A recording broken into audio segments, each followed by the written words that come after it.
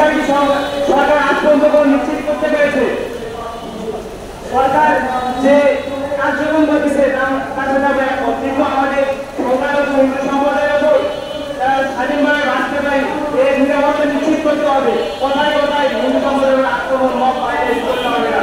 যদি কোনো একজন ব্যক্তি অপরাধ করে থাকে তবে তাকে আইনের আওতায় নিয়ে এসে তার শাস্তি দাবি করি আমরা, কিন্তু তার জন্য পুরো স্বাধীন সমাজকে এক দিয়ে তাদের বাড়িতে হামলা করা এটা কোনো স্বাধীন দেশে হতে পারে না।